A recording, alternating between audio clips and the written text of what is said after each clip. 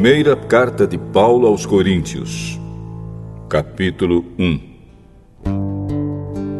Eu, Paulo, que fui chamado pela vontade de Deus para ser apóstolo de Cristo Jesus, escrevo, junto com o irmão Sóstenes, esta carta à Igreja de Deus que está na cidade de Corinto. Escrevo a todos os que, pela sua união com Cristo Jesus, foram chamados para pertencerem ao povo de Deus. Esta carta é também para aqueles que em todos os lugares adoram o nosso Senhor Jesus Cristo, Senhor deles e nosso. Que a graça e a paz de Deus, o nosso Pai, e do Senhor Jesus Cristo estejam com vocês.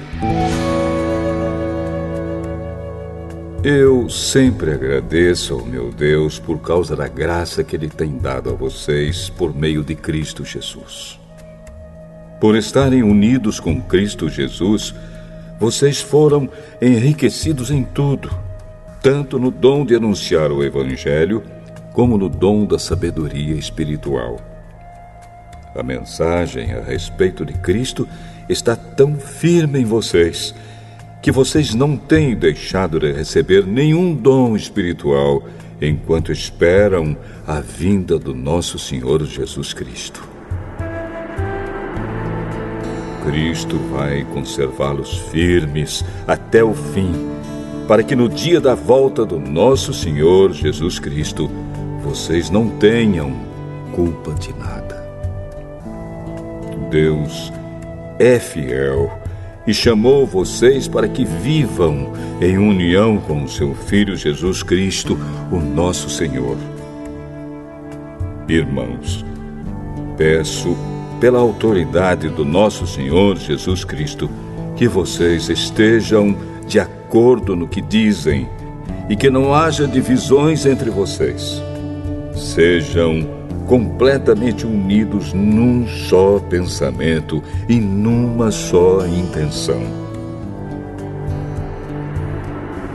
Pois, meus irmãos, algumas pessoas da família de Cloé me contaram que existem brigas entre vocês. O que eu quero dizer é isto: cada um de vocês diz uma coisa diferente. Um diz, eu sou de Paulo. Outro, eu sou de Apolo. Outro, eu sou de Pedro. E ainda outro, eu sou de Cristo. Por acaso Cristo foi dividido em várias partes? Será que Paulo morreu crucificado em favor de vocês? Ou será que vocês foram batizados em nome de Paulo? Graças a Deus que eu não batizei nenhum de vocês, a não ser Crispo e Gaio. Assim ninguém pode dizer que vocês foram batizados em meu nome. Ah, sim. Batizei também Estéfanas e a família dele. Mas não lembro de ter batizado mais ninguém. Pois Cristo não me enviou para batizar, mas para anunciar o Evangelho, e anunciá-lo sem usar a linguagem da sabedoria humana, para não tirar o poder da morte de Cristo na cruz. De fato, a mensagem da morte de Cristo na cruz é loucura para os que estão se perdendo. Mas para nós que estamos sendo salvos, é o poder de Deus. Pois as Escrituras Sagradas dizem: destruirei a sabedoria dos sábios e acabarei com o conhecimento dos instruídos. Então, o que poderão dizer os sábios e os instruídos? O que vão dizer os grandes oradores deste mundo? Deus tem mostrado que a sabedoria deste mundo é loucura.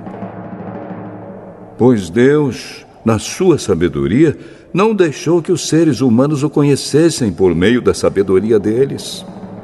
Pelo contrário, resolveu salvar aqueles que creem, e fez isso por meio da mensagem que anunciamos, a qual é chamada de louca. Os judeus pedem milagres como prova, e os não-judeus procuram a sabedoria. Mas nós anunciamos o Cristo crucificado, uma mensagem que para os judeus é ofensa e para os não-judeus é loucura. Mas para aqueles que Deus tem chamado, tanto judeus como não-judeus, Cristo é o poder de Deus e a sabedoria de Deus.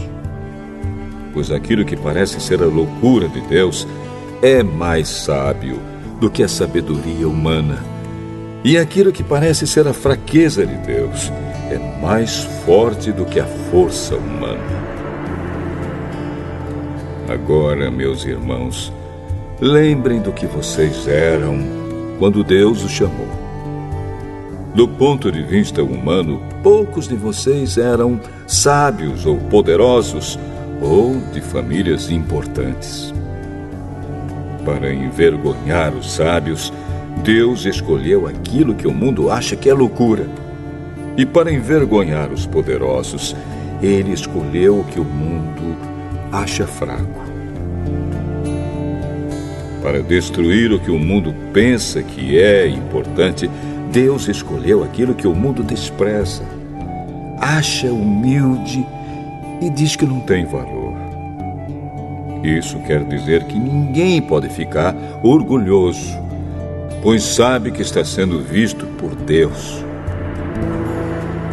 Porém, Deus uniu vocês com Cristo Jesus e fez com que Cristo seja a nossa sabedoria.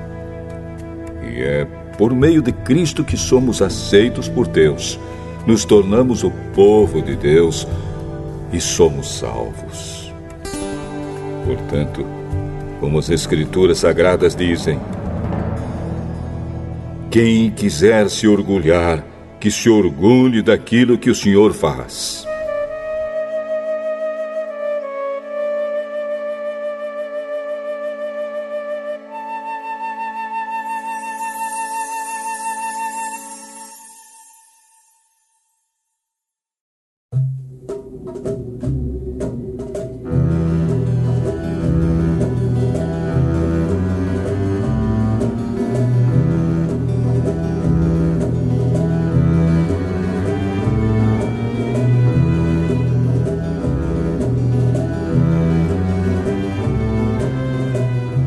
Primeira Carta aos Coríntios, capítulo 2.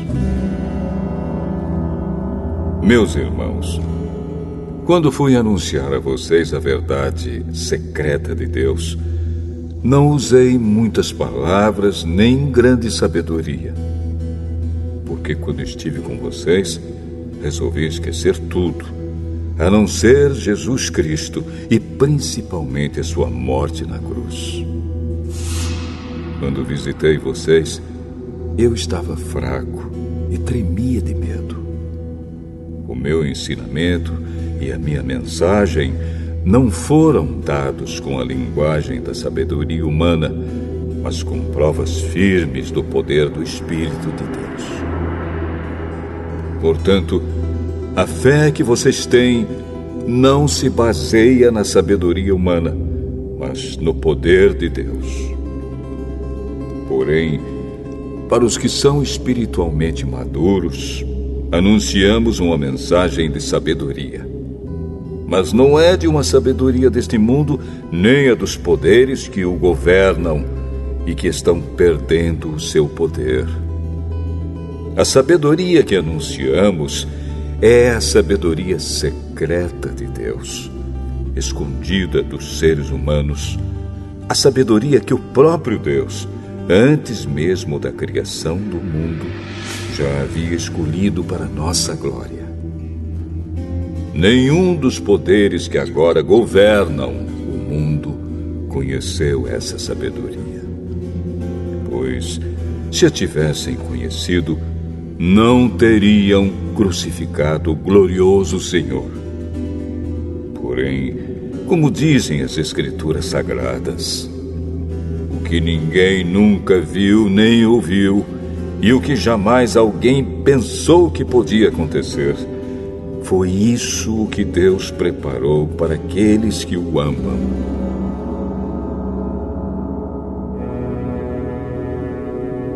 Mas foi a nós que Deus, por meio do Espírito, revelou o seu segredo. O Espírito Santo examina tudo, até mesmo os planos mais profundos e escondidos de Deus. Quanto ao ser humano, somente o Espírito que está nele é que conhece tudo a respeito dele. E quanto a Deus, somente o seu próprio Espírito conhece tudo a respeito dele.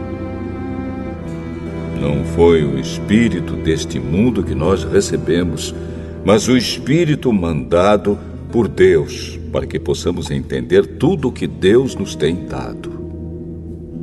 Portanto, quando falamos, nós usamos palavras ensinadas pelo Espírito de Deus e não palavras ensinadas pela sabedoria humana. Assim explicamos as verdades espirituais aos que são espirituais. Mas quem não tem o Espírito de Deus não pode receber os dons que vêm do Espírito e, de fato, nem mesmo pode entendê-los. Essas verdades são loucura para essa pessoa, porque o sentido delas só pode ser entendido de modo espiritual. A pessoa que tem o Espírito Santo pode julgar o valor de todas as coisas, porém ela mesma não pode ser julgada por ninguém. Como dizem as Escrituras Sagradas, quem pode conhecer a mente do Senhor? Quem é capaz de lhe dar conselhos? Mas nós pensamos como Cristo pensa.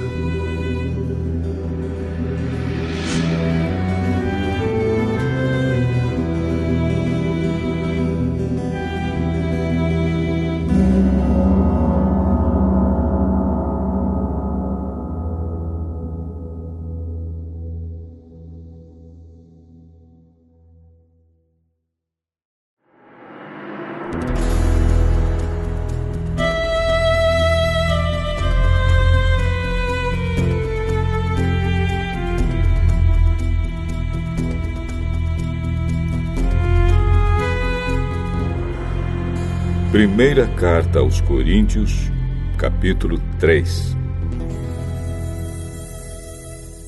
Na verdade, irmãos, eu não pude falar com vocês como costumo fazer com as pessoas que têm o Espírito de Deus. Tive de falar com vocês como se vocês fossem pessoas do mundo, como se fossem crianças na fé cristã. Tive de alimentá-los com leite e não com comida forte, pois vocês não estavam prontos para isso. E ainda não estão prontos, porque vivem como se fossem pessoas deste mundo. Quando existem ciumeiras e brigas entre vocês, será que isso não prova que vocês são pessoas deste mundo e fazem o que todos fazem? Quando alguém diz, eu sou de Paulo, e outro, eu sou de Apolo, será que assim não estão agindo como pessoas deste mundo?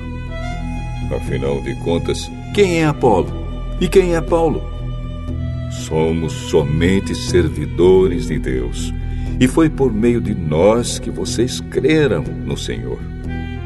Cada um de nós faz o trabalho que o Senhor lhe deu para fazer. Eu plantei, e Apolo regou a planta, mas foi Deus quem a fez crescer. De modo que não importa nem o que planta, nem o que rega, mas sim Deus, que dá o crescimento. Pois não existe diferença entre a pessoa que planta e a pessoa que rega. Deus dará a recompensa de acordo com o trabalho que cada um tiver feito. Porque nós somos companheiros de trabalho no serviço de Deus e vocês são o terreno no qual Deus faz o seu trabalho. vocês são também o edifício de Deus. Usando o dom que Deus me deu, eu faço o trabalho de um construtor competente. Ponho o alicerce e outro constrói em cima dele. Porém, cada um deve construir com cuidado. Porque Deus já pôs Jesus Cristo como o único alicerce, e nenhum outro alicerce pode ser colocado. Alguns usam ouro ou prata ou pedras preciosas para construírem em cima do alicerce. E ainda outros usam madeira ou capim ou palha. O dia de Cristo vai mostrar claramente a qualidade do trabalho de cada um. Pois o fogo daquele dia mostrará o trabalho de cada pessoa. O fogo vai mostrar e provar a verdadeira qualidade do trabalho. Se aquilo que alguém construir em cima do alicerce resistir ao fogo, então o construtor receberá a recompensa. Mas se o trabalho de alguém for destruído pelo fogo, então esse construtor perderá a recompensa. Porém, ele mesmo será salvo, como se tivesse passado pelo fogo para se salvar. Certamente vocês sabem que são o templo de Deus e que o Espírito de Deus vive em vocês. Assim, se alguém destruir o templo de Deus, Deus destruirá essa pessoa. Pois o templo de Deus é santo e vocês são o seu templo. Que ninguém engane a si mesmo. Se algum de vocês pensa que é sábio conforme a sabedoria humana, então precisa se tornar louco para ser de fato sábio. Pois aquilo que este mundo acha que é sabedoria, Deus acha que é loucura. Como dizem as Escrituras Sagradas, Deus pega os sábios nas suas espertezas. E também, o Senhor sabe que os pensamentos dos sábios não valem nada. Ninguém deve se orgulhar daquilo que as pessoas podem fazer. Pois tudo é de vocês. Isto é, Paulo, Apolo, Pedro, este mundo, a vida e a morte, o presente e o futuro. Tudo isso pertence a vocês. E vocês pertencem a Cristo. E Cristo pertence a Deus.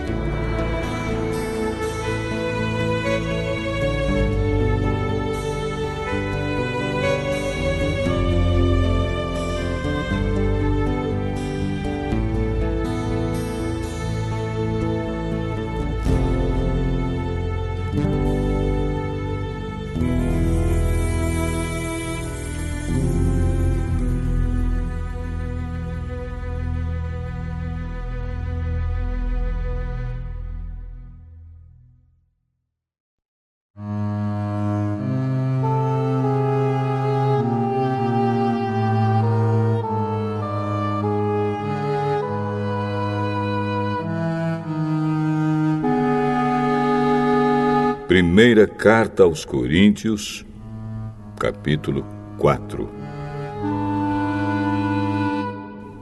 Vocês nos devem tratar como servidores de Cristo, que foram encarregados de administrar a realização dos planos secretos de Deus.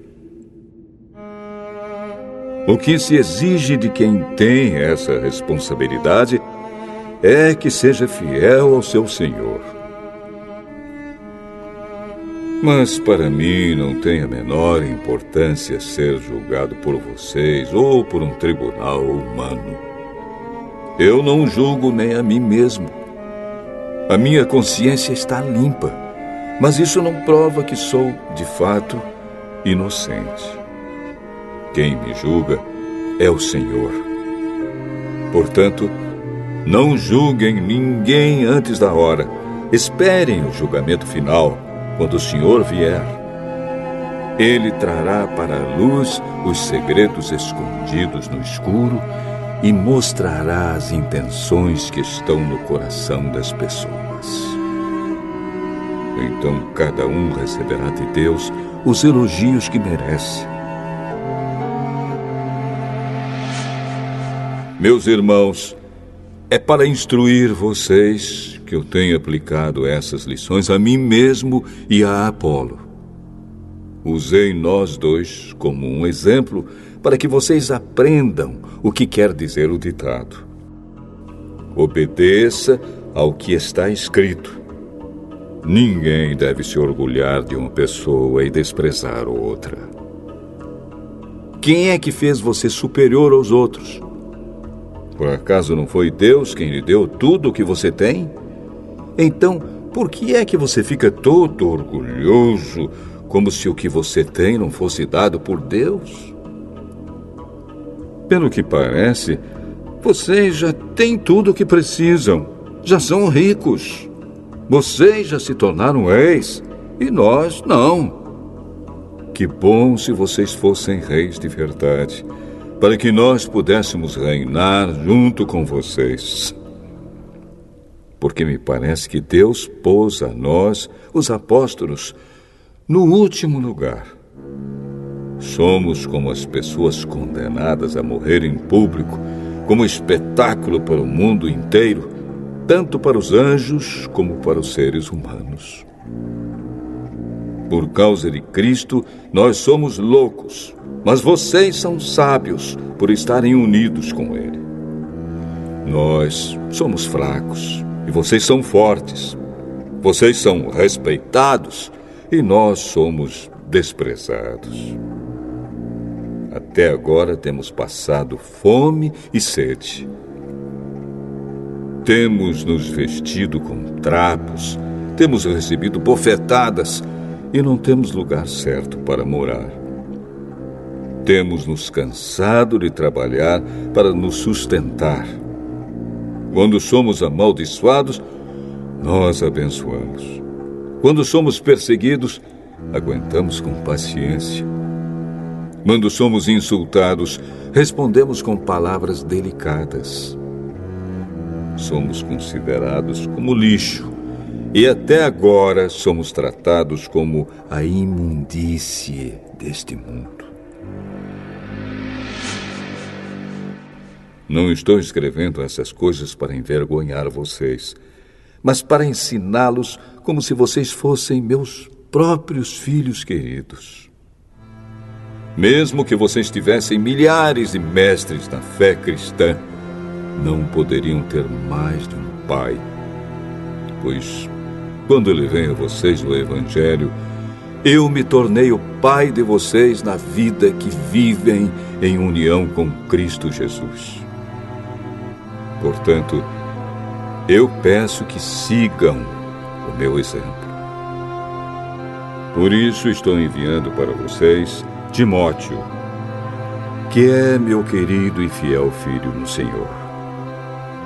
Ele vai ajudá-los a lembrarem dos caminhos que sigo na nova vida que tenho em união com Cristo Jesus. Caminhos esses que ensino em todas as igrejas. Alguns de vocês ficaram orgulhosos, certos de que eu não iria visitá-los. Porém, se o Senhor quiser, eu vou visitá-los logo. Então vou saber o que esses orgulhosos são capazes de fazer e não somente o que eles são capazes de dizer. Pois o reino de Deus não é coisa de palavras, mas de poder. O que é que vocês preferem? Que eu vá até vocês com um chicote ou com o coração cheio de amor e bondade?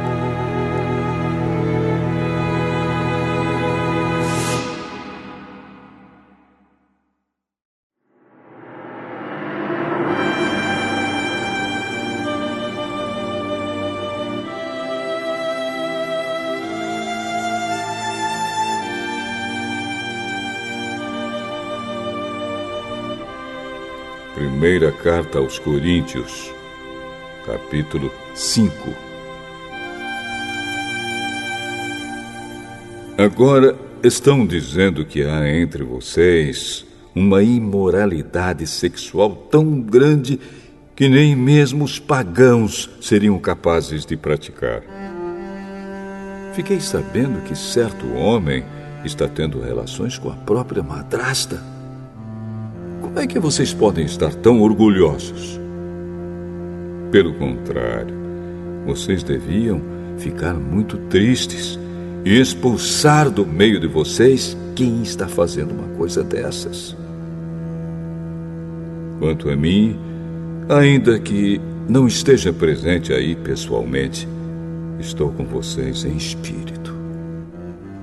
E agindo como se eu estivesse aí, já julguei, pela autoridade do nosso Senhor Jesus, o homem que está fazendo essa coisa horrível. Quando vocês se reunirem, estarei com vocês em espírito. Então, pelo poder do nosso Senhor Jesus, que estará presente conosco, entreguem esse homem a Satanás, para que o seu corpo seja destruído, mas o seu espírito seja salvo no dia do Senhor. Não está certo que vocês estejam orgulhosos. Vocês conhecem aquele ditado: um pouco de fermento fermenta toda a massa. Joguem fora o velho fermento do pecado para ficarem completamente puros. Aí vocês serão como massa nova e sem fermento, como vocês, de fato, já são. Porque a nossa festa da Páscoa está pronta, agora que Cristo, o nosso Cordeiro da Páscoa, já foi oferecido em sacrifício. Então, vamos comemorar a nossa Páscoa, não com o pão que leva fermento, o fermento velho do pecado e da imoralidade, mas com o pão sem fermento, o pão da pureza e da verdade.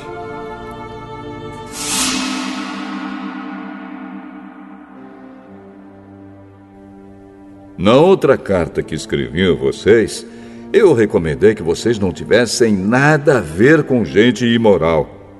Eu não quis dizer que neste mundo vocês devem ficar separados dos pagãos que são imorais, avarentos, ladrões ou que adoram ídolos. Pois, para evitar essas pessoas, vocês teriam de sair deste mundo.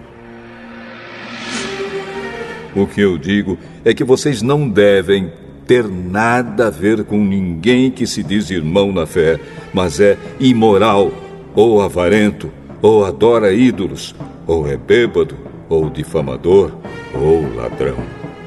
Com gente assim, vocês não devem nem comer uma refeição. Afinal de contas, eu não tenho direito de julgar os que não são cristãos. Deus os julgará. Mas será que vocês não devem julgar os seus irmãos na fé? Como dizem as Escrituras Sagradas: expulsem do meio de vocês esse homem imoral.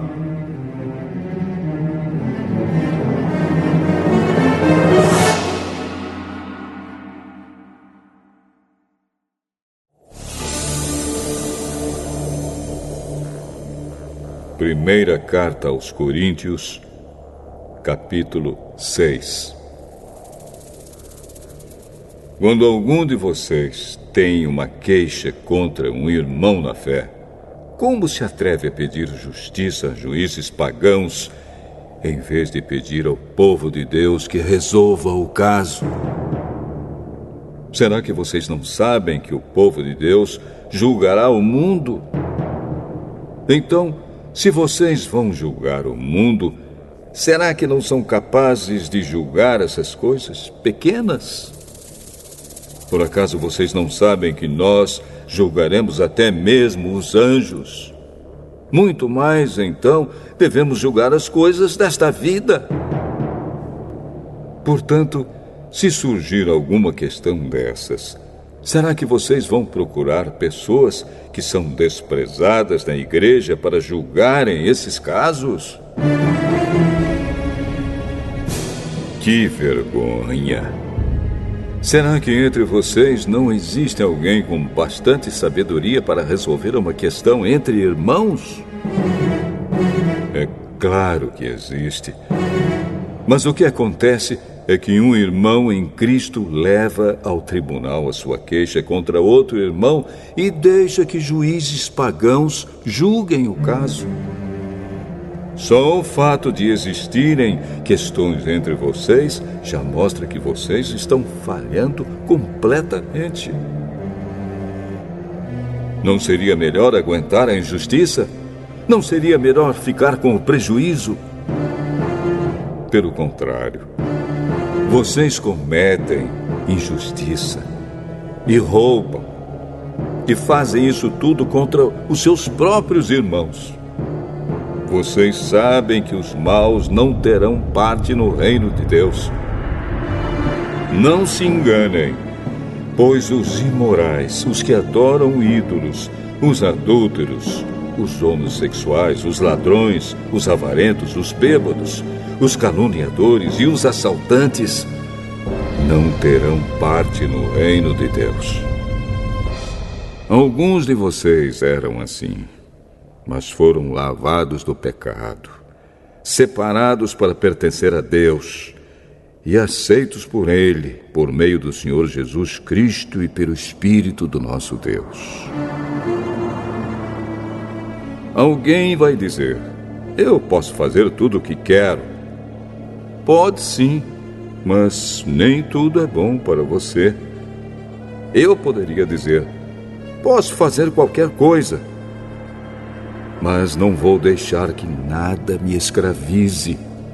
Outro vai dizer: o alimento existe para o estômago e o estômago existe para o alimento. Sim, mas Deus acabará com os dois. O nosso corpo não existe para praticar a imoralidade, mas para servir o Senhor. E o Senhor cuida do nosso corpo. Pelo seu poder, Deus ressuscitou o Senhor e também nos ressuscitará. Será que vocês não sabem que o corpo de vocês faz parte do corpo de Cristo? Será que eu vou pegar uma parte do corpo de Cristo e fazer com que ela seja parte do corpo de uma prostituta? É claro que não. Ou será que vocês não sabem que o homem que se une com uma prostituta se torna uma só pessoa com ela? As Escrituras Sagradas afirmam: os dois se tornam uma só pessoa. Porém, quem se une com o Senhor se torna espiritualmente uma só pessoa com Ele. Fujam da imoralidade sexual. Qualquer outro pecado que alguém comete não afeta o corpo, mas a pessoa que comete imoralidade sexual peca contra o seu próprio corpo. Será que vocês não sabem que o corpo de vocês é o templo do Espírito Santo que vive em vocês e lhes foi dado por Deus? Vocês não pertencem a vocês mesmos, mas a Deus, pois Ele os comprou e pagou o preço. Portanto, usem o seu corpo para a glória dele.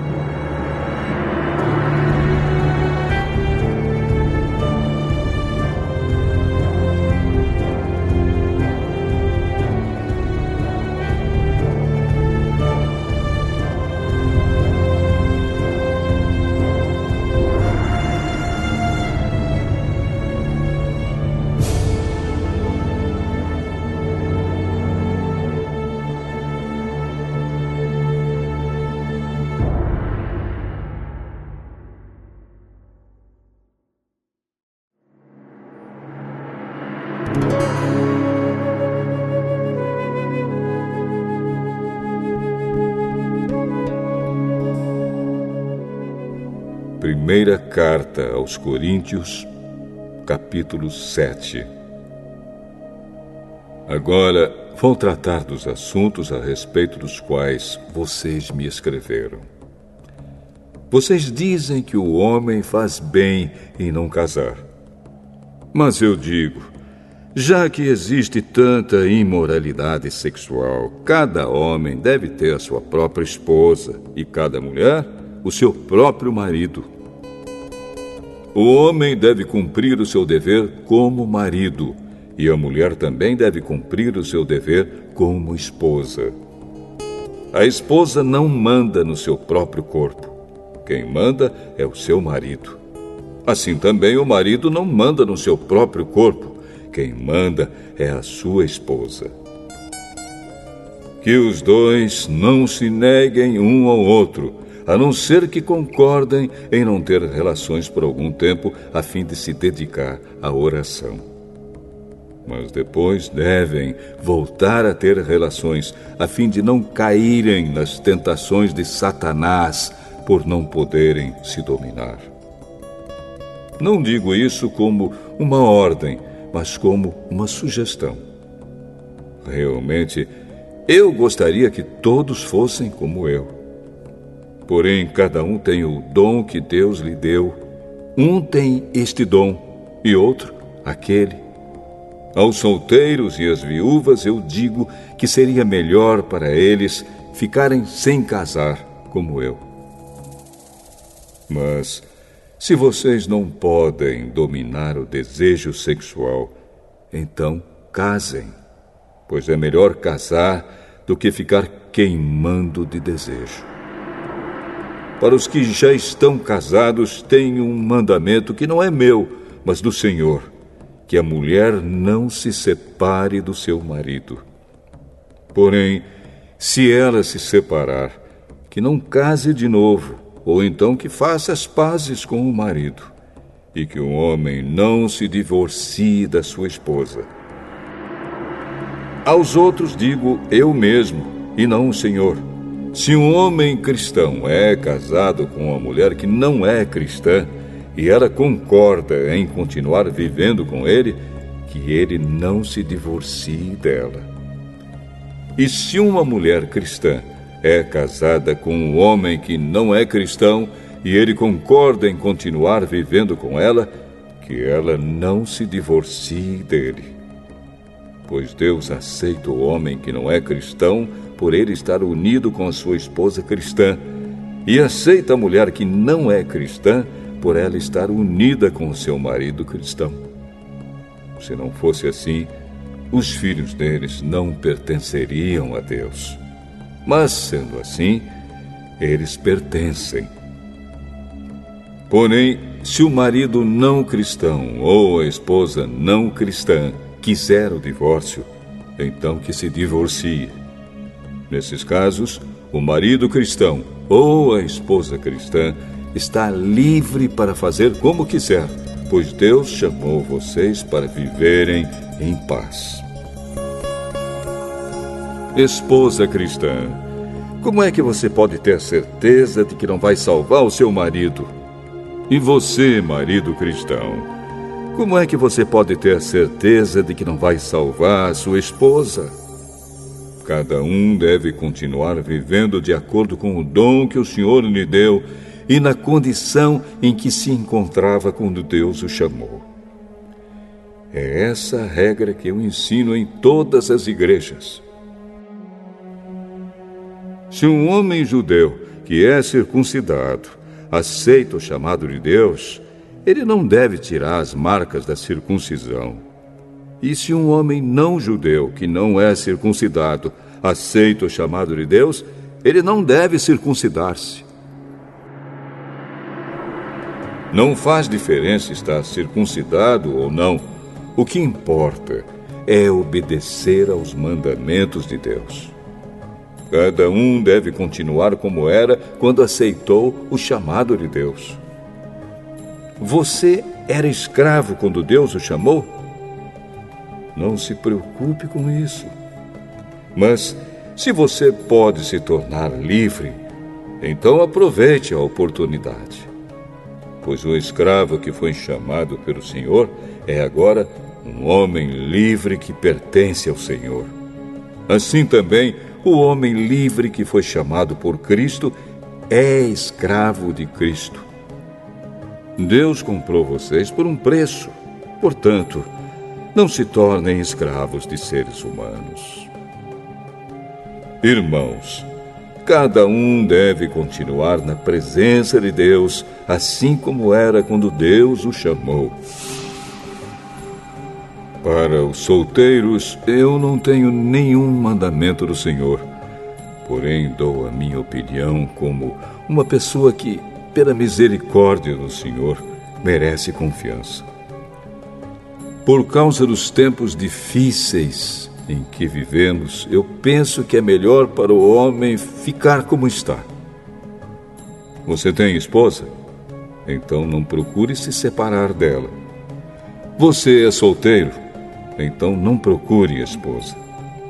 Porém, se você casar, não estará cometendo pecado. E se uma moça solteira casar, também não estará cometendo pecado. Mas eu gostaria de poupar vocês dos problemas de cada dia que terão na vida de casados. Irmãos, o que eu quero dizer é isto. Não nos resta muito tempo. E daqui em diante os casados devem viver como se não tivessem casado.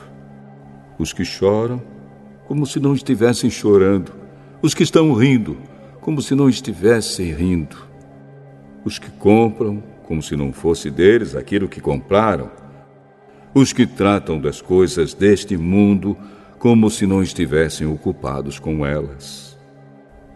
Pois este mundo, como está agora, não vai durar muito.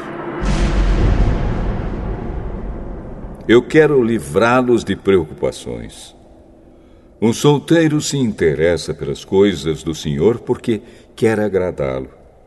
Mas o homem casado se interessa pelas coisas deste mundo porque quer agradar a sua esposa e por isso é puxado por duas direções diferentes. Quanto às mulheres, tanto as viúvas quanto as solteiras, elas estão interessadas nas coisas do Senhor porque querem se dedicar de corpo e alma a Ele. Mas a mulher casada se interessa pelas coisas deste mundo porque quer agradar o marido. Eu estou dizendo isso porque quero ajudá-los. Não estou querendo obrigar ninguém a nada. Pelo contrário, quero que façam o que é direito e certo e que se entreguem ao serviço do Senhor com toda a dedicação. Aos que ficaram noivos, mas resolveram não casar mais, eu digo o seguinte: se o rapaz sente que assim não está agindo certo com a sua noiva e acha que a sua paixão por ela ainda é muito forte e que devem casar, então que casem. Não existe pecado nisso. Mas se, pelo contrário, o rapaz não se sente na obrigação de casar, se está mesmo resolvido a ficar solteiro e se é capaz de dominar a sua vontade e já resolveu o que deve fazer, então faz bem em não casar com a moça. Assim, quem casa faz bem, mas quem não casa faz melhor ainda. A mulher não está livre enquanto seu marido estiver vivo. Caso o marido morra, ela fica livre para casar com quem quiser, contanto que case com um cristão. Porém, ela será mais feliz se ficar como está. Essa é a minha opinião. E eu acho que também tenho o Espírito de Deus.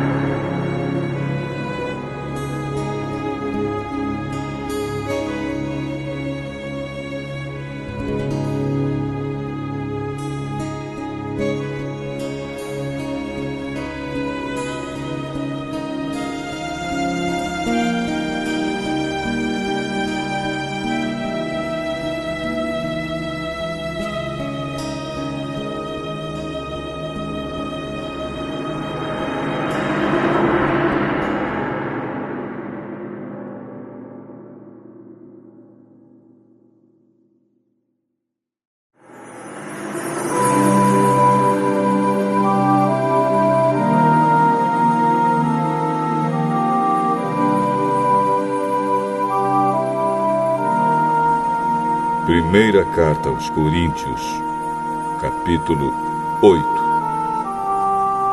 Agora vou tratar do problema dos alimentos oferecidos aos ídolos.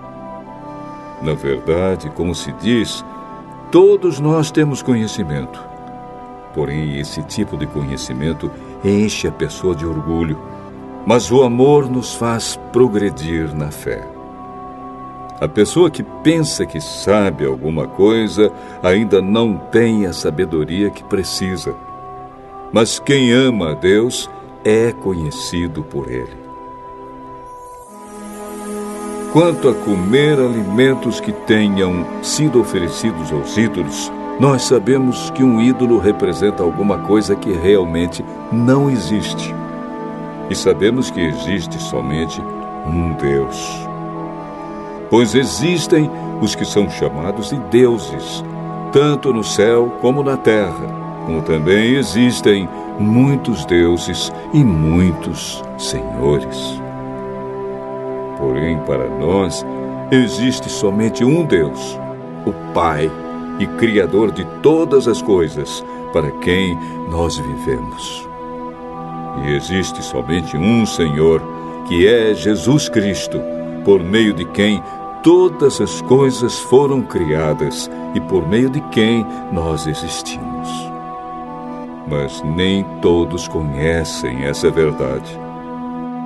Existem pessoas tão acostumadas com os ídolos que até agora comem desses alimentos pensando que eles pertencem aos ídolos. A consciência dessas pessoas é fraca e por isso elas se sentem impuras quando comem desses alimentos. Não é esta ou aquela comida que vai fazer com que Deus nos aceite. Nós não perderemos nada se não comermos e não ganharemos nada se comermos desse alimento. Mas tenham cuidado para que essa liberdade de vocês não faça com que os fracos na fé caiam em pecado. Porque se uma pessoa que tem a consciência fraca neste assunto vir você, que tem conhecimento, comendo alimentos no templo de um ídolo, será que essa pessoa não vai querer também comer alimentos oferecidos aos ídolos? Assim, este cristão fraco, este seu irmão por quem Cristo morreu, vai se perder por causa do conhecimento que você tem. Desse modo, pecando contra o seu irmão e ferindo a consciência dele, você estará pecando contra Cristo. Portanto, se o alimento faz com que o meu irmão peque, nunca mais vou comer carne a fim de que eu não seja a causa do pecado dele.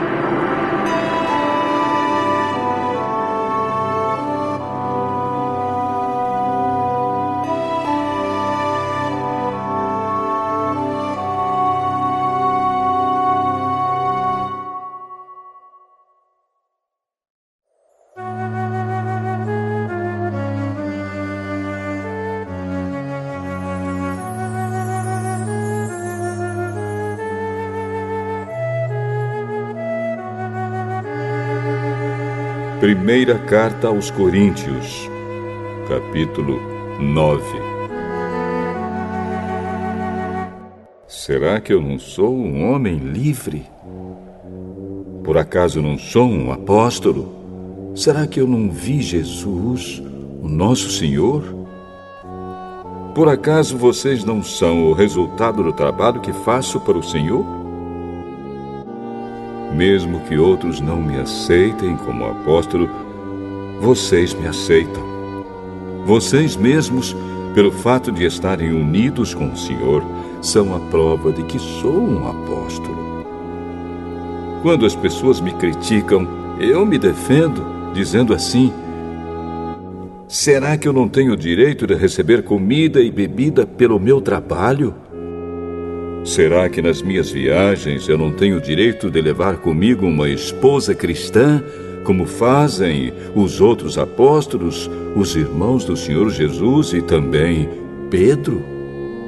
Ou será que Barnabé e eu somos os únicos que temos de trabalhar para nos sustentar?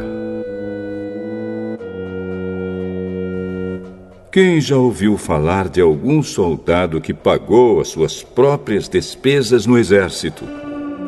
Ou qual é o fazendeiro que não come das uvas da sua própria plantação? Ou qual é o pastor que não toma do leite do seu gado? Não pensem que eu me apoio somente nesses exemplos da vida diária, pois a lei diz a mesma coisa. Na lei de Moisés está escrito assim: não amarre a boca do boi quando ele estiver pisando o trigo. Por acaso Deus está interessado nos bois? Ou foi a nosso respeito que lhe disse isso? É claro que isso está escrito em nosso favor. Tanto a pessoa que planta como a que colhe fazem o seu trabalho na esperança de receber a sua parte da colheita.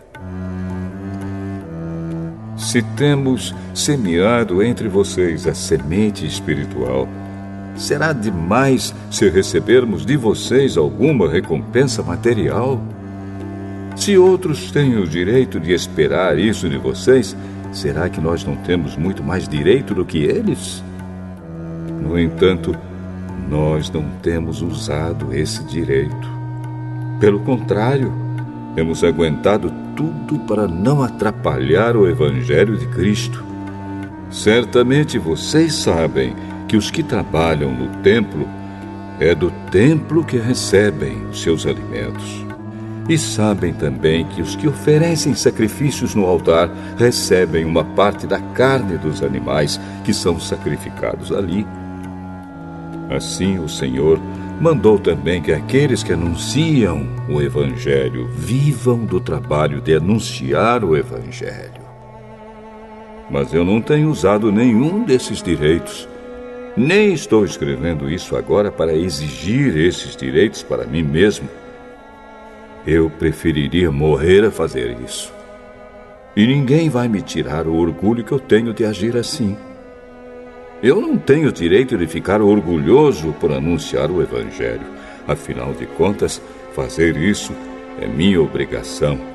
Ai de mim se não anunciar o Evangelho. Por isso, se eu faço o meu trabalho por minha própria vontade, então posso esperar algum pagamento. Porém, se faço como um dever, é porque é um trabalho que Deus me deu para fazer. Nesse caso, qual é o pagamento que recebo? É a satisfação de anunciar o Evangelho sem cobrar nada e sem exigir os direitos que tenho como pregador do Evangelho. Sou um homem livre, não sou escravo de ninguém. Mas eu me fiz escravo de todos a fim de ganhar para Cristo o maior número possível de pessoas. Quando trabalho entre os judeus, vivo como judeu a fim de ganhá-los para Cristo. Não estou debaixo da lei de Moisés, mas quando trabalho entre os judeus, vivo como se estivesse debaixo dessa lei para ganhar os judeus para Cristo. Assim também, quando estou entre os não-judeus, vivo fora da lei de Moisés a fim de ganhar os não-judeus para Cristo. Isso não quer dizer que eu não obedeço à lei de Deus, pois estou, de fato, debaixo da lei de Cristo. Quando estou entre os fracos na fé, eu me torno fraco também, a fim de ganhá-los para Cristo. Assim, eu me torno tudo para todos, a fim de poder, de qualquer maneira possível, salvar alguns. Faço tudo isso por causa do Evangelho, a fim de tomar parte nas suas bênçãos. Vocês sabem que numa corrida, embora todos os corredores tomem parte, somente um ganha o prêmio. Portanto, corram de tal maneira que ganhem o prêmio. Todo atleta que está treinando aguenta exercícios duros porque quer receber uma coroa de folhas de louro, uma coroa que, aliás, não dura muito. mas nós queremos receber uma coroa que dura para sempre. Por isso, corro direto para a linha final. Também sou como um lutador de boxe, que não perde nenhum golpe. Eu trato o meu corpo duramente e o obrigo a ser completamente controlado, para que, depois de ter chamado outros para entrarem na luta, eu mesmo não venha a ser eliminado dela.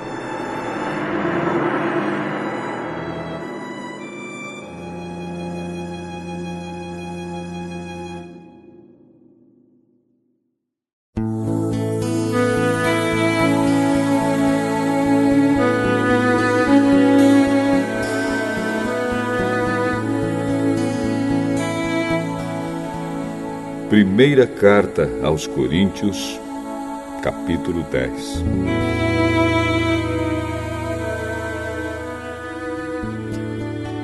Irmãos, eu quero que vocês lembrem do que aconteceu com os nossos antepassados que seguiram Moisés.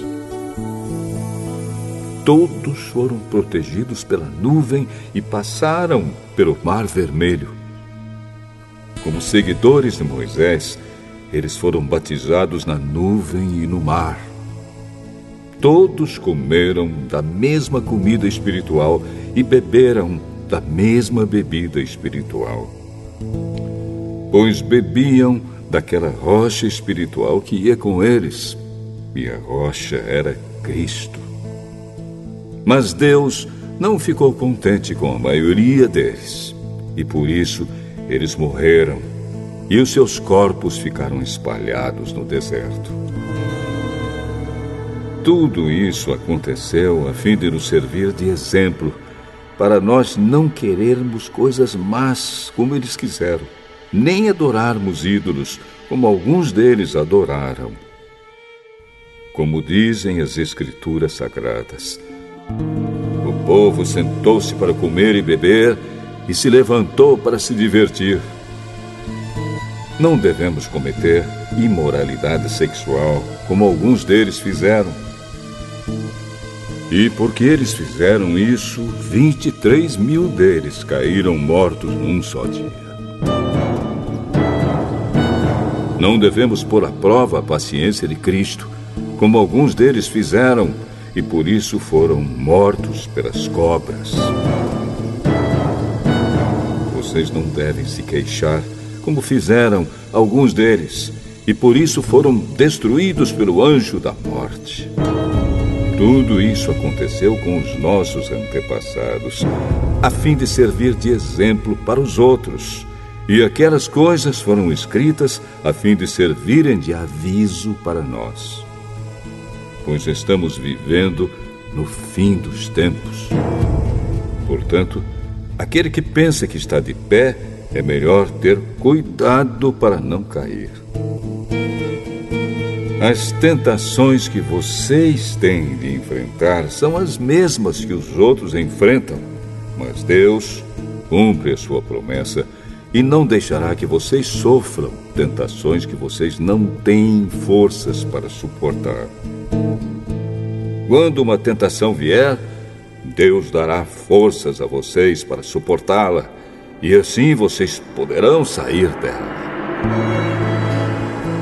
Por isso, meus queridos amigos, fujam da adoração de ídolos.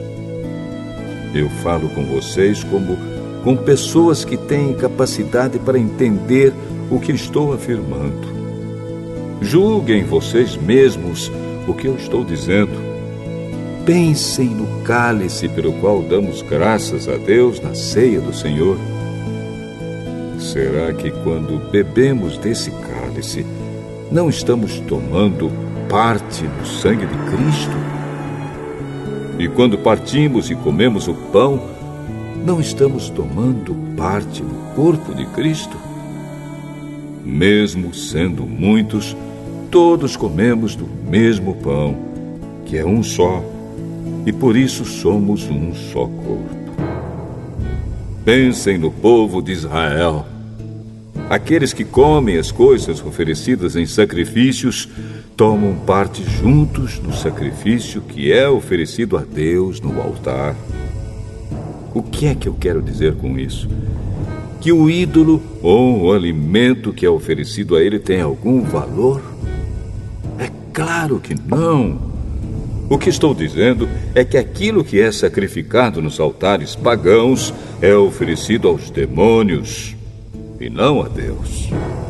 E eu não quero que vocês tomem parte nas coisas dos demônios. Vocês não podem beber do cálice do Senhor e também do cálice dos demônios. Vocês não podem comer na mesa do Senhor e também na mesa dos demônios. Ou será que queremos provocar o Senhor, fazendo com que ele fique com ciúmes? Por acaso vocês pensam que somos mais fortes do que ele? Alguns dizem assim: podemos fazer tudo o que queremos. Sim, mas nem tudo é bom. Podemos fazer tudo o que queremos, mas nem tudo é útil. Ninguém deve buscar os seus próprios interesses, e sim os interesses dos outros. Vocês podem comer de tudo que se vende no açougue, sem terem nenhuma dúvida de consciência. Pois, como dizem as Escrituras Sagradas, a terra e tudo o que nela existe pertencem ao Senhor.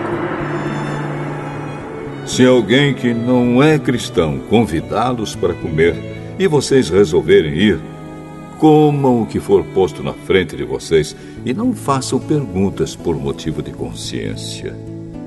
Mas, se alguém disser a vocês: esta comida foi oferecida aos ídolos, neste caso, não comam, por causa daquele que disse isso e também por motivo de consciência.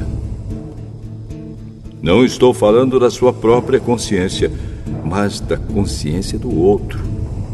Mas alguém pode perguntar: por que é que a minha liberdade deve ser diminuída pela consciência dos outros? Se eu agradeço a Deus o alimento que como, por que é que sou criticado, se já o agradeci a Deus? Portanto, quando vocês comem ou bebem ou fazem qualquer outra coisa, façam tudo para a glória de Deus.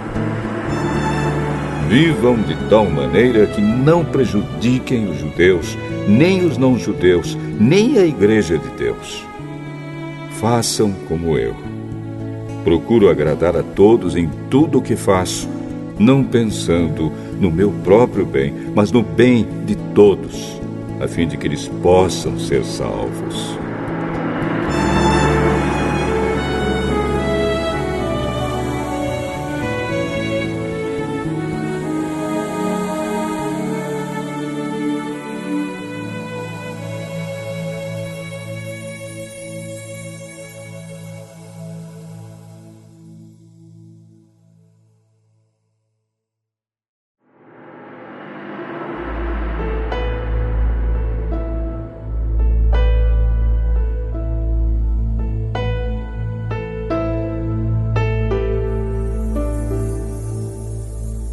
Primeira carta de Paulo aos Coríntios, capítulo 11.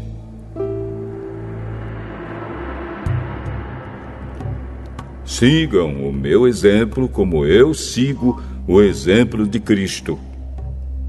Eu os elogio porque vocês sempre lembram de mim e seguem as instruções que eu passei para vocês. Mas quero que entendam que Cristo tem autoridade sobre todo marido, que o marido tem autoridade sobre a esposa e que Deus tem autoridade sobre Cristo. Se um homem cobre a cabeça quando ora ou anuncia a mensagem de Deus nas reuniões de adoração, ele está ofendendo a honra de Cristo. E se uma mulher não cobre a cabeça quando ora ou anuncia a mensagem de Deus nas reuniões de adoração, ela está ofendendo a honra do seu marido. Nesse caso, não há nenhuma diferença entre ela e a mulher que tem a cabeça rapada. Se a mulher não cobre a cabeça, então é melhor que ela corte o cabelo de uma vez. Já que é vergonhoso para a mulher rapar a cabeça ou cortar o cabelo, então ela deve cobrir a cabeça. O homem não precisa cobrir a cabeça, pois ele reflete a imagem e a glória de Deus. Mas a mulher reflete a glória do homem, pois o homem não foi feito da mulher, mas a mulher foi feita do homem. O homem não foi criado por causa da mulher, mas sim a mulher por causa do homem. Portanto, por causa dos anjos, a mulher deve pôr um véu na cabeça para mostrar que está debaixo da autoridade do marido. No entanto, por estarmos unidos com o Senhor, nem a mulher é independente do homem, nem o homem é independente da mulher. Porque assim como a mulher foi feita do homem, assim também o homem nasce da mulher. E tudo vem de Deus. Julguem vocês mesmos. Será que é certo que, num culto de adoração, a mulher ore a Deus sem estar com a cabeça coberta? Pois a própria natureza ensina que o cabelo comprido é uma desonra para o homem. Mas para a mulher, o cabelo comprido é motivo de orgulho. O cabelo foi dado a ela para lhe servir de véu. Mas, se alguém quer discutir sobre esse assunto, o que eu posso dizer é que nem nós, nem as igrejas de Deus temos outro costume nas reuniões de adoração. Nas instruções que agora vou dar a vocês, eu não posso elogiá-los, pois as suas reuniões de adoração fazem mais mal do que bem. Para começar, me contaram que nessas reuniões há grupos de pessoas que estão brigando. E eu creio que, em parte, isso é verdade. Não há dúvida de que é preciso haver divisões entre vocês para que fique claro quem são os que estão certos. Quando vocês se reúnem, não é a ceia do Senhor que vocês comem, pois na hora de comer, cada um trata de tomar a sua própria refeição. E assim, enquanto uns ficam com fome, outros chegam até a ficar bêbados. Por acaso vocês não têm as suas próprias casas onde podem comer e beber? Ou será que preferem desprezar a igreja de Deus e envergonhar os que são pobres? O que é que vocês esperam que eu lhes diga? Querem que os elogie? É claro que não vou elogiá-los. Porque eu recebi do Senhor este ensinamento que passei para vocês. Que o Senhor Jesus, na noite em que foi traído, pegou o pão e deu graças a Deus.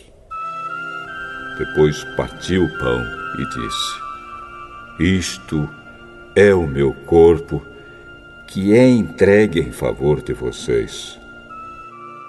Façam isto em memória de mim.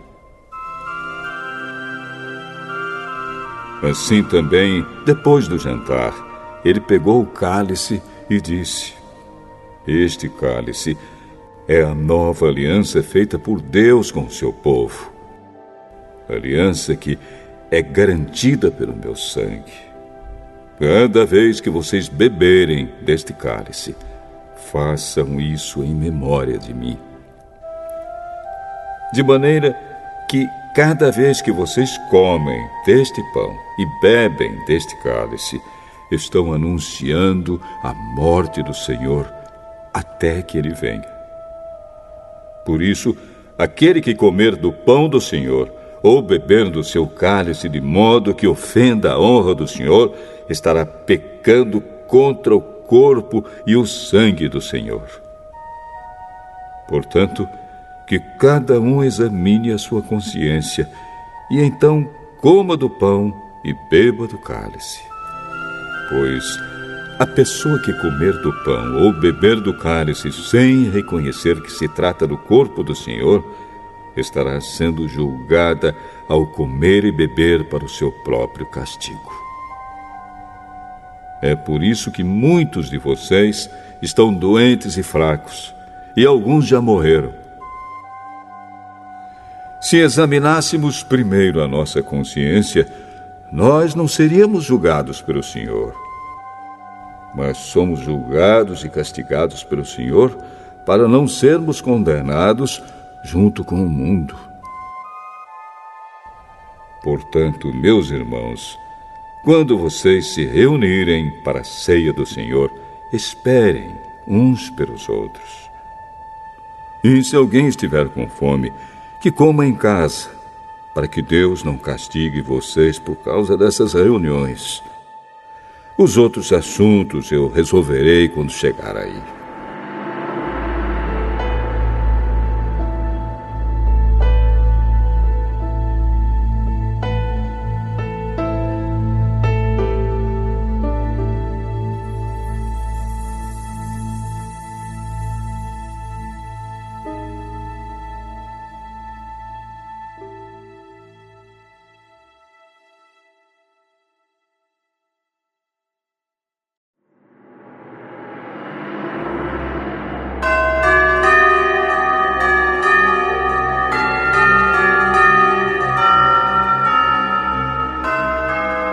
Primeira carta de Paulo aos Coríntios, capítulo 12. Meus irmãos, quero que vocês saibam a verdade a respeito dos dons que o Espírito Santo dá. Vocês sabem que, quando ainda eram pagãos, vocês eram desviados de várias maneiras para a adoração dos ídolos, os quais não têm vida. Por isso precisam compreender que ninguém que diz que Jesus seja maldito pode estar falando pelo poder do Espírito de Deus, e que ninguém pode dizer Jesus é Senhor, a não ser que seja guiado pelo Espírito Santo.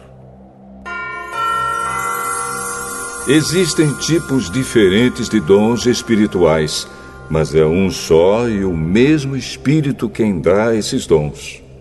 Existem maneiras diferentes de servir, mas o Senhor que servimos é o mesmo.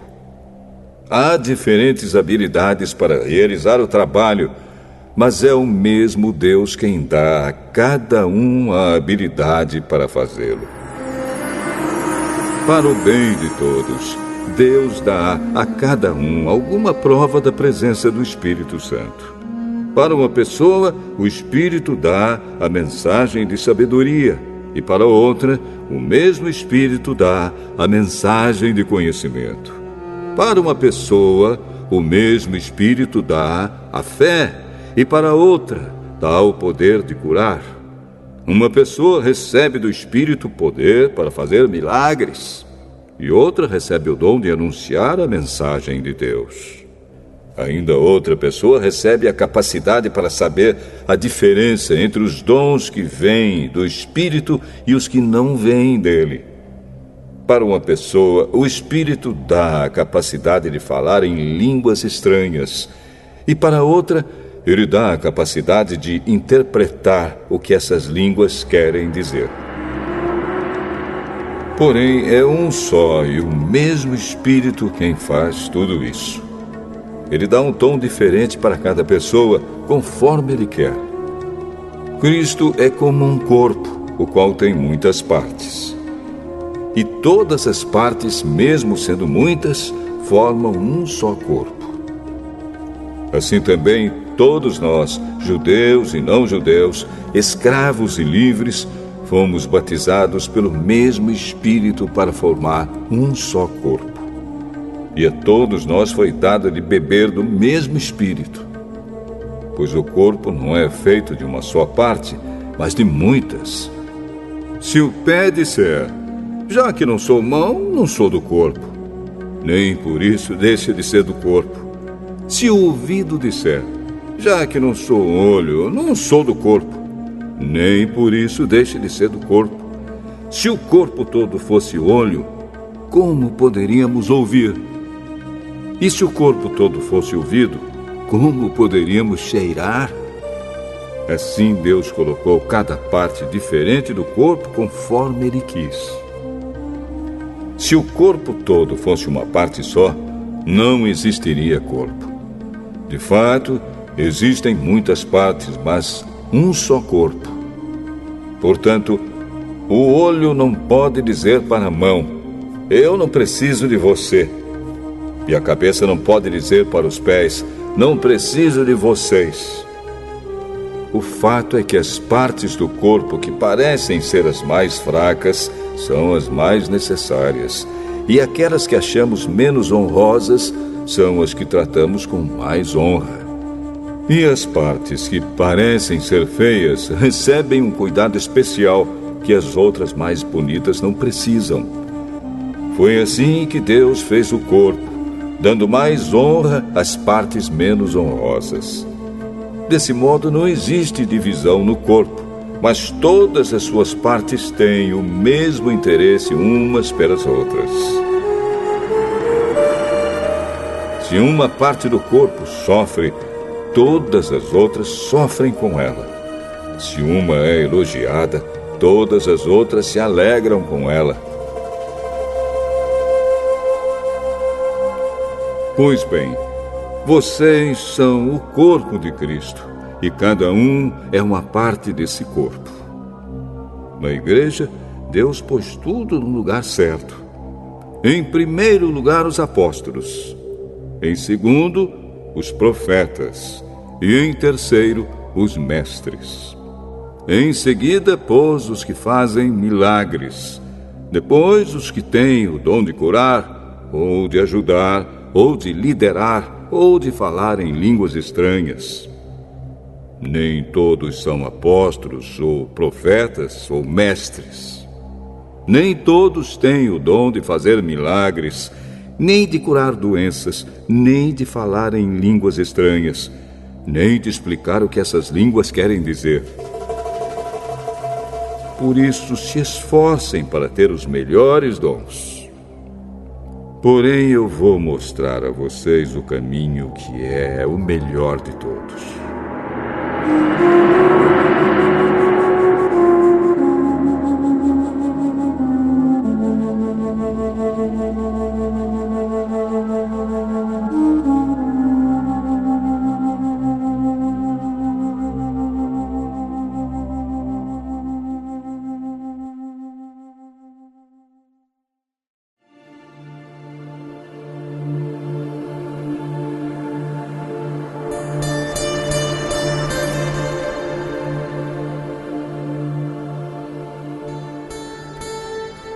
Primeira carta de Paulo aos Coríntios, capítulo 13.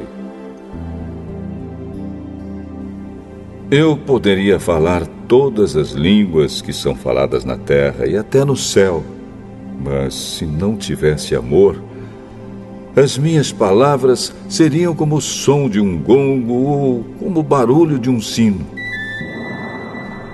Poderia ter o dom de anunciar mensagens de Deus, ter todo o conhecimento, entender todos os segredos e ter tanta fé que até poderia tirar as montanhas do seu lugar.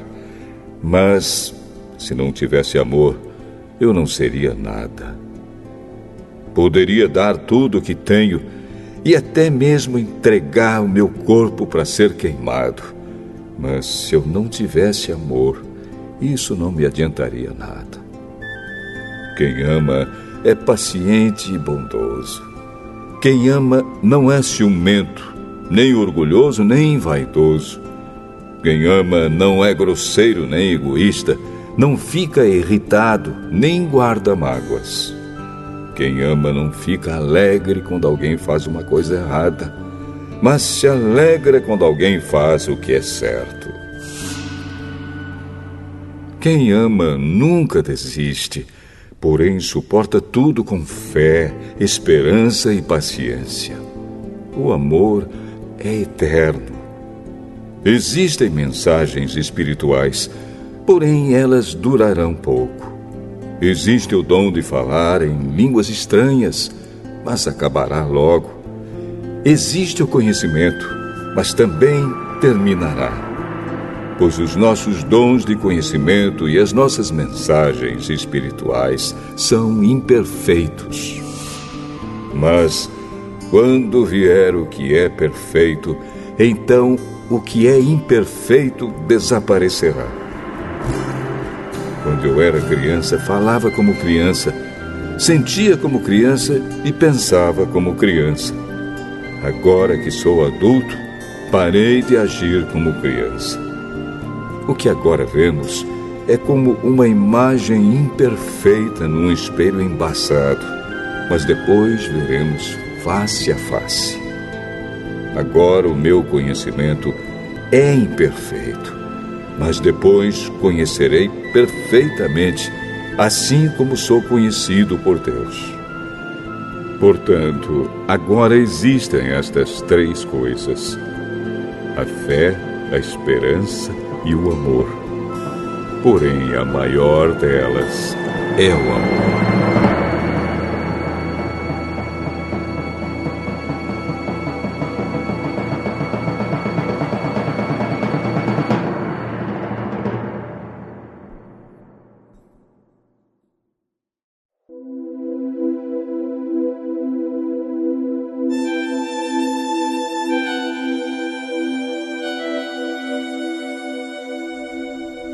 Primeira carta de Paulo aos Coríntios, capítulo 14.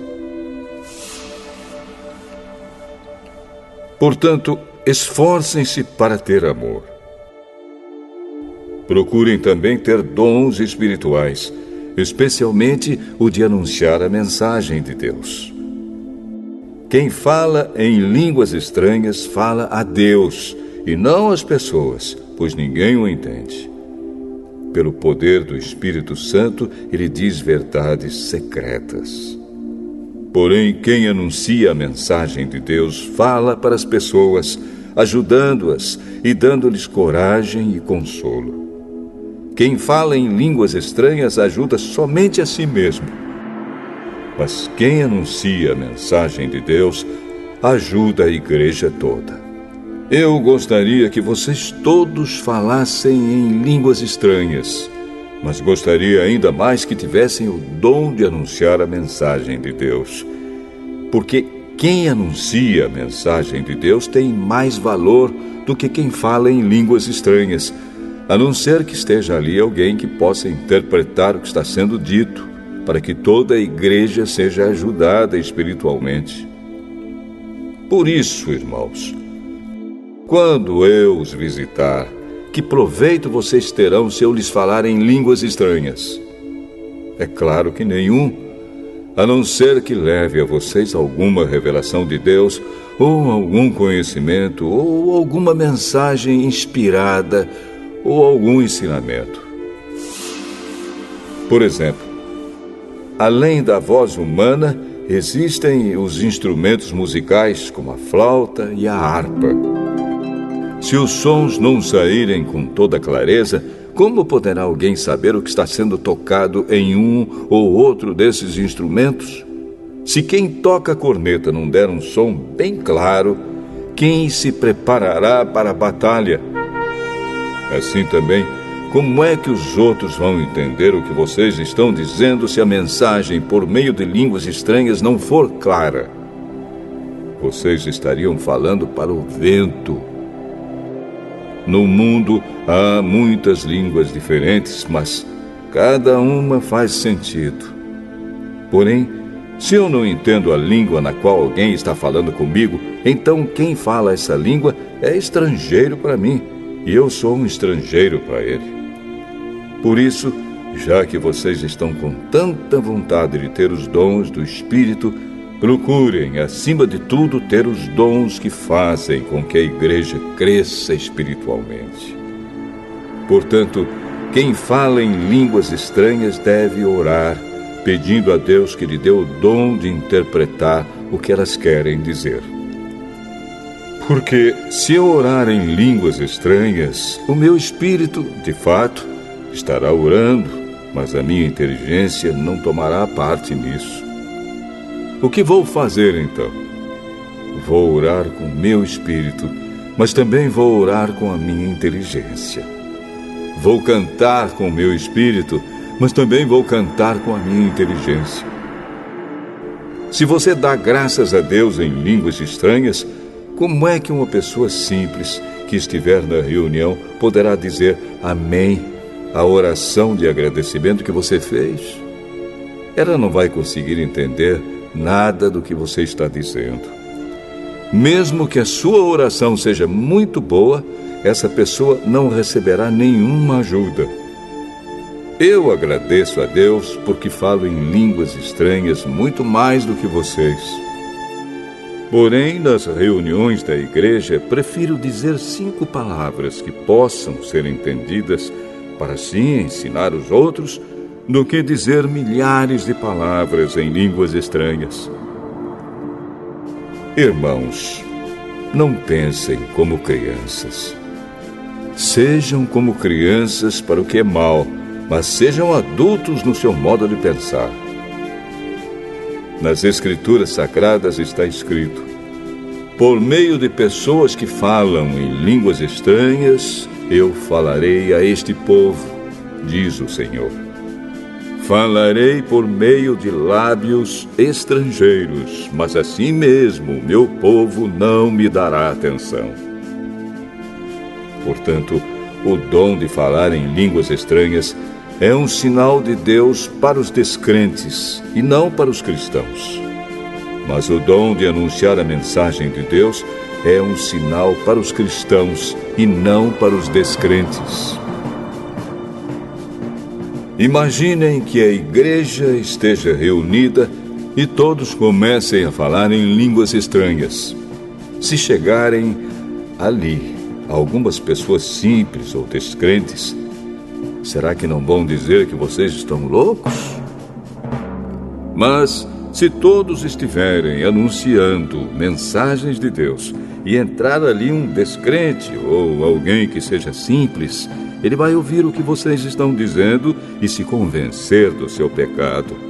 E ele será julgado pelo que ouvir. Os seus pensamentos secretos serão revelados. E ele vai se ajoelhar e adorar a Deus, dizendo: Deus está mesmo no meio de vocês. Portanto, meus irmãos, o que é que deve ser feito? Quando vocês se reúnem na igreja, um irmão tem um hino para cantar, outro, alguma coisa para ensinar, outro, uma revelação de Deus, outro, uma mensagem em línguas estranhas, e ainda outro, a interpretação dessa mensagem. Que tudo seja feito para o crescimento espiritual da igreja. Se algum de vocês falar em línguas estranhas, então que apenas 2 ou 3 falem, um depois do outro, e que alguém interprete o que está sendo dito. Mas, se não houver ninguém que possa interpretar, então fiquem calados e falem somente consigo mesmos e com Deus.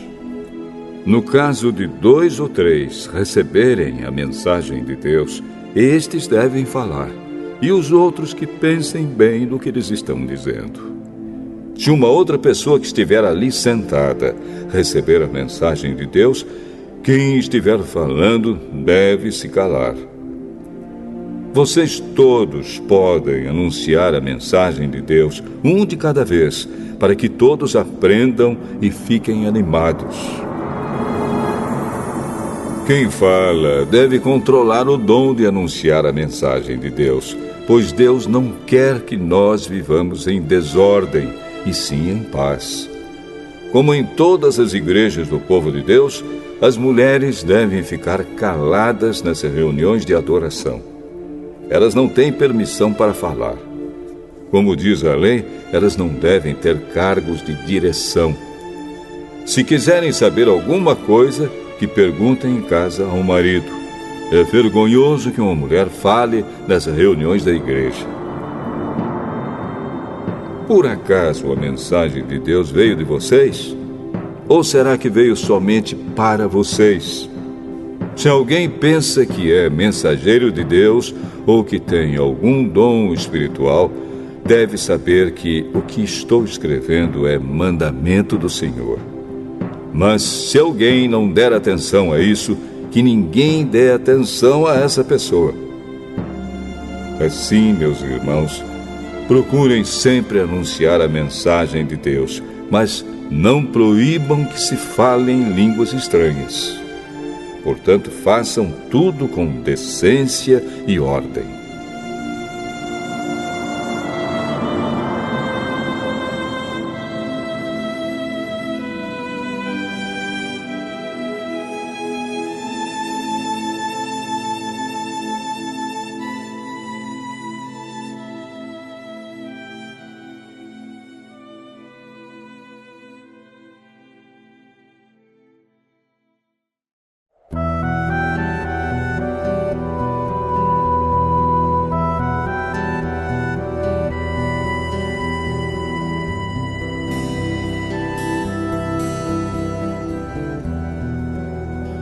Primeira carta de Paulo aos Coríntios, capítulo 15. Agora, irmãos, quero que lembrem do evangelho que eu anunciei a vocês, no qual vocês aceitaram e no qual continuam firmes. A mensagem que anunciei a vocês é o evangelho, por meio do qual vocês são salvos, se continuarem firmes nele. A não ser que não tenha adiantado nada vocês crerem nele.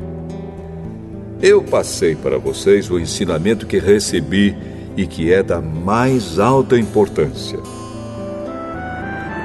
Cristo morreu pelos nossos pecados, como está escrito nas Escrituras Sagradas. Ele foi sepultado e no terceiro dia foi ressuscitado, como está escrito nas Escrituras, e apareceu a Pedro e depois aos 12 apóstolos. Depois apareceu de uma só vez a mais de 500 seguidores, dos quais a maior parte ainda vive, mas alguns já morreram. Em seguida apareceu a Tiago, e mais tarde a todos os apóstolos. Por último, depois de todos, ele apareceu também a mim, como para alguém nascido fora de tempo. De fato, eu sou o menos importante dos apóstolos e até nem mereço ser chamado de apóstolo, pois persegui a igreja de Deus. Mas, pela graça de Deus, sou o que sou. E a graça que Ele me deu não ficou sem resultados. Pelo contrário, eu tenho trabalhado muito mais do que todos os outros apóstolos. No entanto, não sou eu quem tem feito isso, e sim a graça de Deus que está comigo. Assim, não importa se a mensagem foi entregue por mim ou se foi entregue por eles. O importante é que foi isso que todos nós anunciamos, e foi nisso que vocês creram. Se a nossa mensagem é que Cristo foi ressuscitado, como é que alguns de vocês dizem que os mortos não vão ressuscitar? Se não existe a ressurreição de mortos, então quer dizer que Cristo não foi ressuscitado. E se Cristo não foi ressuscitado, nós não temos nada para anunciar, e vocês não têm nada para crer. E mais ainda, nesse caso estaríamos mentindo contra Deus, porque afirmamos que Ele ressuscitou Cristo. Mas, se é verdade que os mortos não são ressuscitados, então Deus não ressuscitou Cristo. Porque, se os mortos não são ressuscitados, Cristo também não foi ressuscitado. E se Cristo não foi ressuscitado, a fé que vocês têm é uma ilusão e vocês continuam perdidos nos seus pecados. Se Cristo não ressuscitou, os que morreram crendo nele estão perdidos. Se a nossa esperança em Cristo só vale para esta vida, nós somos as pessoas mais infelizes deste mundo. Mas a verdade é que Cristo foi ressuscitado. E isso é a garantia de que os que estão mortos também serão ressuscitados. Porque assim como por meio de um homem veio a morte, assim também por meio de um homem veio a ressurreição. Assim como, por estarem unidos com Adão, todos morrem, assim também, por estarem unidos com Cristo, todos ressuscitarão. Porém, cada um será ressuscitado na sua vez. Cristo, o primeiro de todos, depois os que são de Cristo, quando ele vier. E então virá o fim.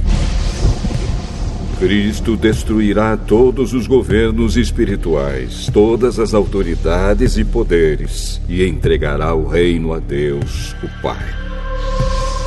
Pois Cristo tem de reinar até que Deus faça com que ele domine todos os inimigos. O último inimigo que será destruído é a morte. As Escrituras Sagradas dizem: Deus pôs todas as coisas debaixo do domínio dele. É claro que dentro das palavras, todas as coisas, não está o próprio Deus, que põe tudo debaixo do domínio de Cristo. Mas, quando tudo for dominado por Cristo, então o próprio Cristo, que é o Filho, se colocará debaixo do domínio de Deus, que pôs todas as coisas debaixo do domínio dele. Então Deus reinará completamente sobre tudo. Pensem agora nas pessoas que são batizadas em favor dos mortos. O que é que elas esperam conseguir? Se os mortos não são ressuscitados, por que é que essas pessoas se batizam em favor deles? E quanto a nós, por que é que nos colocamos em perigo a toda hora? Irmãos, eu enfrento a morte todos os dias. Se afirmo isso, é pelo orgulho que tenho de vocês, pois estamos todos unidos com Cristo Jesus, o nosso Senhor. Aqui em Éfeso, eu lutei contra inimigos como se lutasse contra animais selvagens. E se fiz isso somente por interesses humanos, o que foi que eu consegui com isso? Se é verdade que os mortos não são ressuscitados, façamos o que diz o ditado: comamos e bebamos, porque amanhã morreremos. Não se enganem. As más companhias estragam os bons costumes. Comecem de novo a viver uma vida séria e direita e parem de pecar. Para fazer com que vocês fiquem envergonhados, eu digo o seguinte: alguns de vocês não conhecem a Deus. Mas alguém perguntará: como é que os mortos são ressuscitados? Que tipo de corpo eles vão ter? Seu tolo! Quando você semeia uma semente na terra, ela só brota se morrer. E o que foi semeado é apenas uma semente, talvez um grão de trigo ou outra semente qualquer, e não o corpo já formado da planta que vai crescer. Deus dá a essa semente o corpo que Ele quer e dá a cada semente um corpo próprio. E a carne dos seres vivos não é toda do mesmo tipo. Os seres humanos têm um tipo de carne, os animais outro, os pássaros outro e os peixes ainda outro. Há também corpos do céu e corpos da terra. Existe um tipo de beleza que pertence aos corpos celestes e há outro que pertence aos corpos terrestres. O sol tem o seu próprio brilho, a lua outro brilho e as estrelas têm um brilho diferente. E mesmo as estrelas têm diferentes tipos de brilho. pois será assim quando os mortos ressuscitarem. Quando o corpo é sepultado, é um corpo mortal. Mas quando for ressuscitado, será imortal. Quando ele é sepultado, é feio e fraco. Mas quando for ressuscitado, será bonito e forte. Quando é sepultado, é um corpo material. Mas quando for ressuscitado, será um corpo espiritual.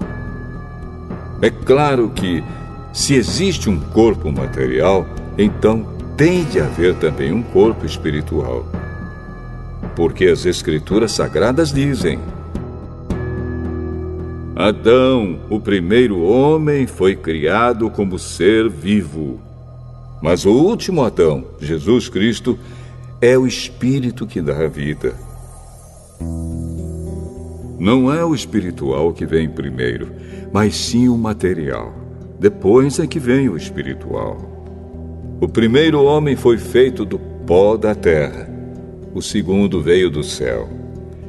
Os que pertencem à terra são como aquele que foi feito do pó da terra. Os que pertencem ao céu são como aquele que veio do céu. Assim como somos parecidos com o homem feito do pó da terra, assim também seremos parecidos com o homem do céu. Meus irmãos, o que eu quero dizer é isto: o que é feito de carne e de sangue não pode ter parte no reino de Deus, e o que é mortal não pode ter a imortalidade. Escutem bem este segredo. Nem todos vamos morrer, mas todos nós vamos ser transformados num instante, num abrir e fechar de olhos, quando tocar a última trombeta. Ela tocará. Os mortos serão ressuscitados como seres imortais, e todos nós seremos transformados. Pois este corpo mortal precisa se vestir com o que é imortal. Este corpo que vai morrer precisa se vestir com o que não pode morrer. Assim, quando este corpo mortal se vestir com o que é imortal, quando este corpo que morre se vestir com o que não pode morrer, então acontecerá o que as Escrituras Sagradas dizem: a morte está destruída. A vitória é completa. Onde está, ó morte, a sua vitória? Onde está, ó morte, o seu poder de ferir?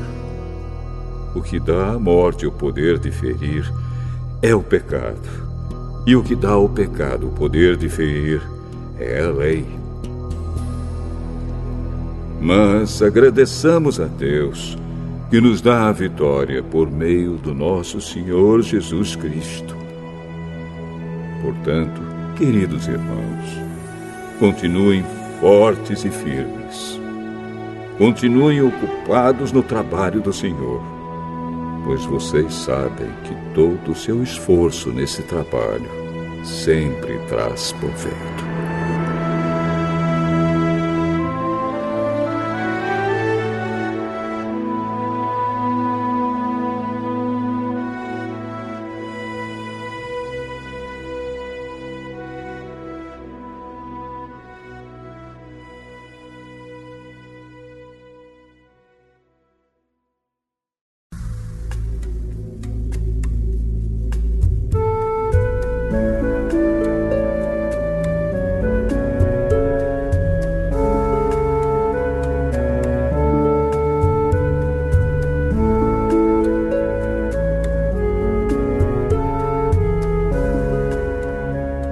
Primeira carta de Paulo aos Coríntios, capítulo 16. Agora vou tratar do dinheiro para ajudar o povo de Deus da Judéia. Façam o que eu disse às igrejas da província da Galácia.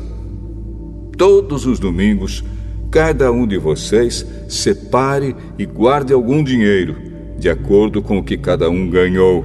Assim não haverá necessidade de recolher ofertas quando eu chegar. Depois que chegar, eu enviarei com cartas de apresentação aqueles que vocês escolherem para levarem a oferta até Jerusalém. Se for conveniente que eu também vá, eles farão a viagem comigo. Eu visitarei vocês depois que tiver passado pela província da Macedônia, pois vou passar por lá. Pode ser que eu fique algum tempo com vocês, talvez todo o inverno, e assim vocês poderão me ajudar a continuar a minha viagem para onde quer que eu for. Pois eu não quero ver vocês apenas de passagem. Se o Senhor permitir, espero ficar bastante tempo com vocês. Resolvi ficar aqui em Éfeso até o dia de Pentecostes, pois encontrei aqui ótimas oportunidades para um grande e proveitoso trabalho, embora muita gente esteja contra mim. Se Timóteo chegar aí, façam tudo para que ele se sinta bem entre vocês, pois assim como eu, ele também está trabalhando para o Senhor. Não deixem que ninguém o despreze. Pelo contrário, vocês devem ajudá-lo a continuar a sua viagem em paz, a fim de que ele volte para cá, pois estou esperando que ele volte junto com os outros irmãos. Quanto ao irmão Apolo, tenho recomendado muitas vezes que vá visitar vocês com os outros irmãos, mas ele acha que não deve ir agora.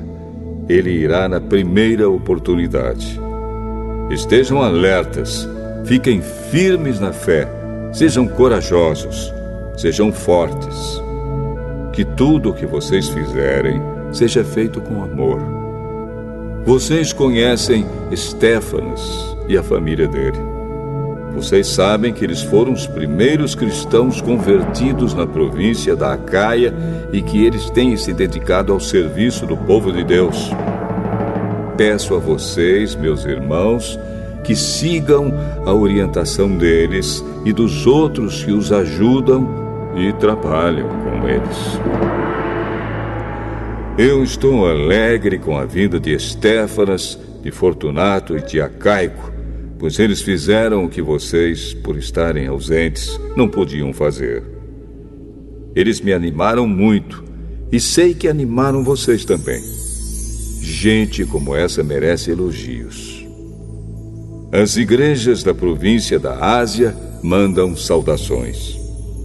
Áquila e a sua esposa Priscila e a igreja que se reúne na casa deles mandam saudações cristãs a vocês. Todos os irmãos daqui mandam saudações. Cumprimentem uns aos outros com um beijo de irmão. Escrevo isto com a minha própria mão. Quem não ama o Senhor, que seja amaldiçoado. Maranatá. Vem, nosso Senhor. Que a graça do nosso Senhor Jesus esteja com vocês. E que o meu amor esteja com todos vocês, pois estamos unidos com Cristo Jesus.